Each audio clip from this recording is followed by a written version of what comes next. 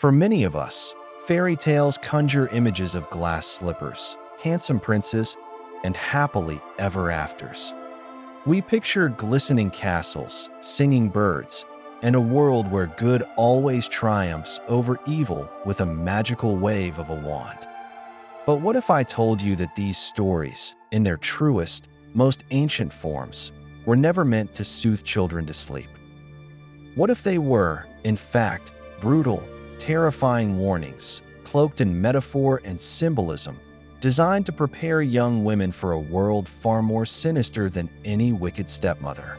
Today, we are pulling back the gilded curtain on three beloved tales, Cinderella, Bluebeard, and the Little Mermaid, to expose the disturbing, dark truths that lie beneath their innocent facades, and to understand why modern authors are now reclaiming their original, chilling power. Before Disney and the sanitizing pen of Victorian moralists, fairy tales served a crucial, often grim, societal function. Passed down orally for generations, they were practical guides, cautionary tales, and even psychological processing tools for communities grappling with real-world dangers. Figures like the brothers Grimm, Charles Perrault, and Giambattista Basile weren't just collecting quaint stories. They were documenting narratives deeply rooted in the human psyche, reflecting fears of abandonment, sexual predation, famine, and the harsh realities of patriarchal societies. These tales were particularly potent for young women, offering allegorical lessons on how to navigate a world where they had little power, where beauty was a currency, and where betrayal could come from within their own families. They were not about escapism, they were about survival.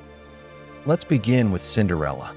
Your version likely involves a fairy godmother, a pumpkin carriage, and a perfectly fitting glass slipper. A beautiful story of resilience rewarded, right? Now, let's turn to the brothers Grimm. In their telling, the wicked stepsisters are not merely foiled. They are actively, gruesomely punished. When the prince arrives with the slipper, one sister, desperate to fit, cuts off her own toe. The other hacks off her heel. Their mother, a co-conspirator in this grotesque act of self-mutilation, urges them on, whispering, "When you are queen, you will not need to walk much." The prince is alerted to their deception only by two doves who cry out as he rides past, "Look, look, there's blood in the shoe." And their ultimate punishment? During Cinderella's wedding, these same doves peck out their eyes, leaving them blind. This isn't just about wickedness. It's a chilling commentary on the lengths to which society, and women themselves, would go to achieve an idealized image or social status, even if it means literal self-mutilation. It's a stark warning about the literal and figurative cost of trying to force yourself into a mold that was never meant for you. Next, we venture into the chilling domain of Bluebeard, a tale less known in its original form, perhaps because its themes are so deeply unsettling. The story centers on a wealthy, terrifying man with a blue beard who marries a young woman. He gives her the keys to his castle, but forbids her from entering one specific room. Curiosity, as it always does, gets the better of her. She opens the door to find the dismembered bodies of his previous wives. In some versions, a single drop of blood falls from the key, staining it permanently, an indelible mark of her discovery. This isn't merely a story about curiosity leading to danger. It's a profound, psychological horror. Bluebeard is the ultimate predator, a charming yet controlling figure. The Forbidden Room is a metaphor for the secrets, the past abuses, and the dark reality hidden behind a veneer of wealth and charm.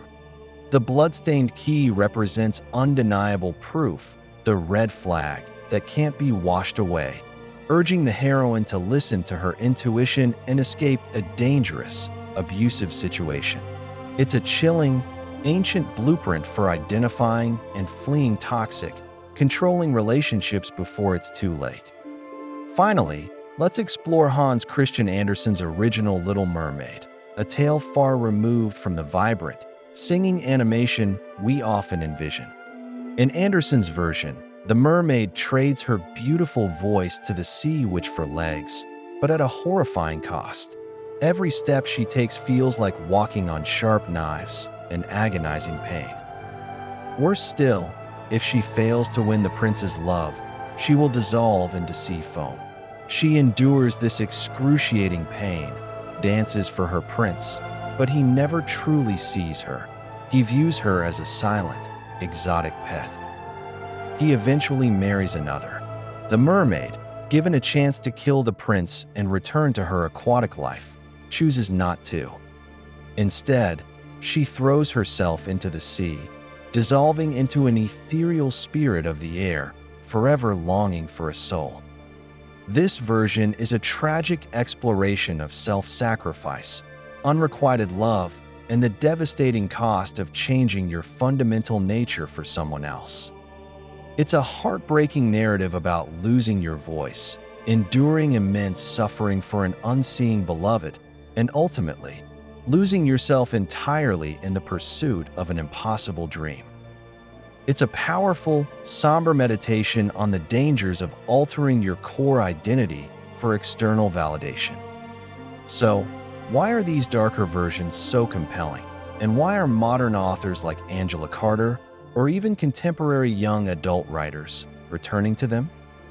They aren't trying to ruin your childhood. Instead, they are reclaiming the original power of these narratives, stripping away centuries of saccharine sweetening to reveal the raw truths they once contained.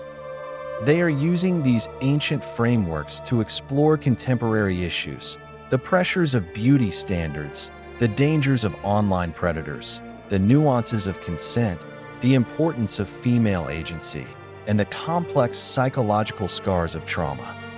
These retellings validate the experiences of those who never got the happily ever after, those who navigated the wolves and bluebeards of their own lives and found resilience, not through magic, but through their own strength and cunning.